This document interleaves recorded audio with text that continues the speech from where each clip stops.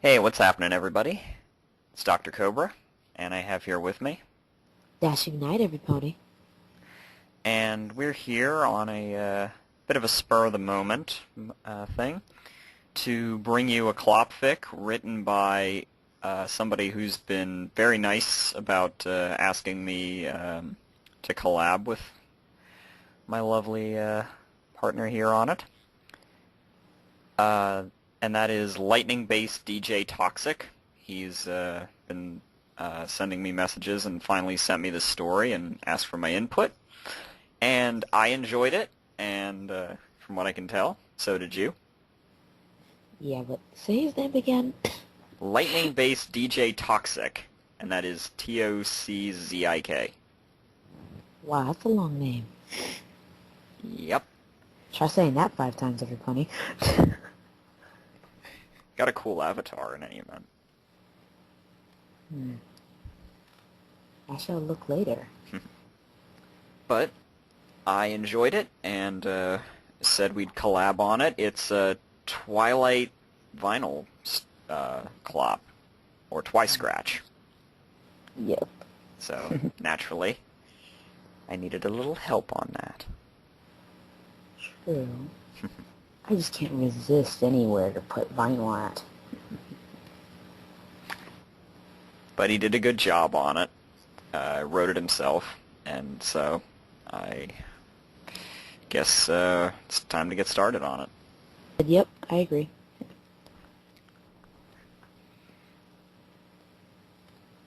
Love Drunk. The crowd swayed to the rhythmic thumping of the impossibly loud music that Vinyl Scratch had blaring, while Neon's light show amazed them. The sickly sweet smell of sweat and sex permeated the air like a thick smog. Vinyl grinned from ear to ear as she watched the massive ponies react to her latest single, her own head bobbing to the beat. The lights Neon had put together for her song were perfect. The crowd seemed to appear and disappear again beneath the strobe, and lasers cut through the darkness in a pattern carefully picked, yet wild enough to seem random. The audience was going crazy. This was what she lived for. As her eyes scanned the scene before her, she spotted a familiar face, and her smile grew wider yet. She signaled to Neon Lights that she would put the music on autopilot for a while. He nodded, and she crept off the stage. She couldn't wait to catch up with Twilight. The two of them had met at her last birthday. One of her other friends had hired DJ Pony for entertainment, and they hit it off. They actually became pretty good friends. For a pony in such a high place, she sure knew how to party. She cantered over to Twilight, across the hypnotized crowd, but as she got closer, she noticed the morose expression. The tears welled up in Twilight's eyes. Vinyl's smile slowly faded. When she came into reach, Twilight threw herself at Vinyl, and she embraced the purple alicorn back. She could feel her friend's tears soaking her shoulder. "Oh, Vinyl!"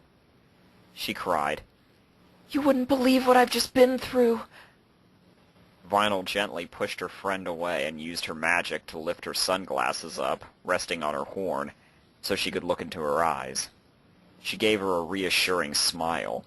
She felt so close to her at that moment, locked in this enchanting gaze, her hooves resting upon Twilight's shoulders. Her own red eyes seemed to be searching of their own free will for something in Twilight's beautiful purple irises. The gaze felt like a millennium, though it only lasted a second or two. Vinyl swiftly snapped back to her usual attitude. She got to Twilight's side and put a hoof around her shoulders. Come on, Twilight. Twilight blushed at the nickname, though it was the same her older brother used. Let's get a drink at the bar and you can tell me all about it. As they sauntered over to the bar, the bartender smiled and gave Vinyl a nod. She played in this Ponyville club a lot. It had been a while. She and Neon Lights had been on an Equestria-wide tour for about half a year, and this was their second-to-last show. The big finale was to be held in Equines, one of Canterlot's biggest clubs. As the pair sat down, the bartender asked his regular question. "What you having, ladies?" Vinyl was the one to answer. 2 ciders with strawberry on the rocks, and put 'em on my tab, man. With that, he left the motley crew alone to prepare their drinks. They looked out of place in each other's company. The smug-looking party animal was the last person you would expect to see Princess Twilight Sparkle hanging out with. They both found that assumption ridiculous. So, Vinyl spoke up, leaning back onto the bar. what's got you so worked up, man? Twilight looked up at her from the spot on the bar she'd been boring a hole into with her eyes. Oh, right. She gave a little sigh and began explaining everything that happened. Vinyl didn't understand it all, especially the parts about some mysterious keys, but she listened intently, sipping on her drink as the alicorn poured her soul out to her. There were parts that even made her gasp, like the part where they split up looking for these keys into teams of 2, and her friend Applejack had been unfortunate enough to have encountered a polar bear in the icy north without Fluttershy. The entire story was proof of the validity of Murphy's Law. By the time she was finished, Twilight was sobbing again. The two of them had been through 3 or 4 pints of cider already. And that's why I came to see you. Twilight cried, hanging on to Vinyl. I needed some pony else to talk to, some pony who would listen. I'm so sorry I messed up your concert. Vinyl held Twilight tight, Nah, man. she assured. You don't need to apologize. You didn't mess up shit. This party is still pumping. I'm here for you. She got a devilish grin as an idea popped into her head. Hey, I got exactly what'll get your mind off of all that bad crap tonight. She pulled away, and 2 small white circles floated up in her blue magic field. Drugs, Twilight deadpanned. It's not any normal drug. These things aren't anything cheap. It's plenty safe, not addictive, and trust me when I say... She popped 1 pill into her own mouth and lowered her sunglasses. Everything will feel better. I'll see you after the show. She galloped back onto the stage. This party had been on autopilot for long enough. Twilight was left sitting at the bar, a pill in front of her. Would it actually help anything? She decided if Vinyl could be on stage under its influence, it couldn't hurt to try it. She already had the no, so why not try risking the yes? She popped the pill and stood up. It's just another science experiment, right? As she made her way through the crowd, Twilight's body began to heat up. Or did it cool down? Her vision blurred, the ponies around her distorted as if she were looking through a fishbowl. The room was spinning, and she began stumbling, suddenly without balance as she stepped into the center of the crowd. Momentarily, she considered writing down her findings, but as the music got her attention, all other thoughts left her mind. The music rocked her body. It made every hair on her body stand on end. She found she had goosebumps. She looked up to the stage where Vinyl had taken her place behind the soundboard. What's up, Ponyville? She shouted into a mic. Are you ready to step this party up to the next level? There was a resounding cheer from the rest of the crowd, but Twilight just stared. She stared at Vinyl. What was this feeling? Why was her presence always so demanding? Was she always so... Her thoughts were cut off once more as the music turned back up. This song was different. She knew it. It was her favorite from her party. Vinyl was playing it just for her. She suddenly felt her body moving. She went with it. All her body, mind, and soul swayed to the beat. Several ponies put glow sticks around her neck as she danced, but she didn't even notice. She was in a trance. A large portion of the crowd was now watching her and cheering. They weren't the only ones watching. Vinyl had been enraptured by Twilight, under the influence of her drug as well. Just as Twilight poured herself into dance, Vinyl poured herself into the music, adding things to the song for Twilight's sole pleasure, just to enhance her feelings. As she watched the dancing, she began feeling a familiar wetness between her thighs. She began rubbing her legs together for release, and felt the wetness growing. This went on until the end of the show. Neon and Vinyl said their goodbyes and walked off stage. Everyone went home. Everyone but Twilight. She stumbled, eventually making her way backstage. She got little resistance from the bouncers due to her status as a princess, but they didn't help her find Vinyl's dressing room either. She stumbled around for what seemed like forever before she found it. She lazily raised a hoof and knocked twice. Vinyl slowly opened the door a crack. When she saw the mayor standing there, she opened the door all the way. Twilight! She called excitedly. You like the show? Twilight giggled and only responded in the form of complaint. I'm so hot. Vinyl guffawed. That may have been a bit too much for your first time. She ushered the stoned mayor in and closed the door. Twilight turned to look at her friend. Now I'm cold. Well, hold on while I get you a blanket. She was cut off when Twilight began snuggling against her. You're so warm. Then, as if she had touched a hot stove, she pulled away. Ah! You're hot! She smiled and her eyes seemed to half close. In a sultry voice, she commented, "You're hot." Vinyl blushed. That's why this is the pill talking. She sounded disappointed as she said it. No, Vinyl. I want this. I want you.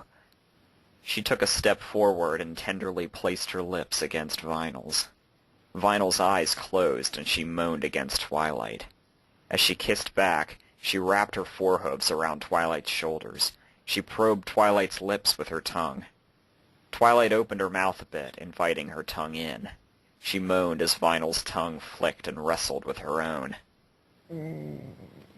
She broke the kiss off. Twilight? Shh. Twilight shushed her and lowered her head. She began to nibble at Vinyl's neck, receiving a complimenting mule. Oh, how about we move this to my bed, sexy? Twilight just nodded in agreement. As they got close, Vinyl pushed Twilight onto her bed and climbed on top. She began kissing one of Twilight's back hooves. She let out a squeal. Ah! Vinyl giggled at the response, and she began to move up her leg, kissing and licking. She moved agonizingly slow, receiving plenty of moans from Twilight. Oh, yeah. She got to Twilight's inner thigh. She sucked her joint between her inner thigh and pelvis, driving Twi crazy before moving all the way down to her second hoof. Vinyl, She complained. just give it to me. Vinyl snickered and moved painstakingly slow up to her inner thigh. As she worked her way up, Twilight squirmed in anticipation, moaning all the way. As Vinyl made her way to her pelvis, she breathed in the sweet smell of her sex and began kissing and licking all around it. Ah! Was the response. Just stop teasing me already. Twilight used her magic field to push Vinyl's head down to her sex. Vinyl finally obliged and began licking slowly and sloppily at her labia. She let out a moan of relief. Oh, Vinyl. Slowly, Vinyl's tongue dipped lower and lower between Twi's labia, sucking up more of her sweet juices and eventually flicking the bottom. She ran her tongue up to her clit and hesitated before slowly dragging her tongue across it. Twilight nearly screamed. She created a magic field around Vinyl's clit and began squeezing. Vinyl let out a loud moan, not anticipating the abrupt attention. She spun around into a 69 position, so her sex was positioned over Twilight's head, but she got a completely unexpected result. Twi positioned herself and pushed her horn into Vinyl's wet pussy. She screamed, Oh, fuck! She put her mouth over Twilight's clit, licking and sucking wildly. Now they were in a race to get the other to come first. Both mares were moaning loudly. They were getting closer to climax and moving faster on each other. With a unanimous scream, They came together. Vinyl's juices flowed over Twilight's horn and onto her face, while her own juices were graciously lapped up. Vinyl climbed off Twilight and the couple embraced, snuggling and kissing, until they both fell into a deep sleep. Twilight was the first to wake up that morning. She stretched and yawned. Oh, wow. Spike? She called. I had the weirdest dream. She opened her eyes to realize that it was no dream. She turned over and saw Vinyl looking up at her with one eye open. Did we really? Twilight asked, a bit surprised at herself. Vinyl nodded. Yup. So now what? Twilight grinned devilishly. She teleported on top of Vinyl and whispered, Round 2.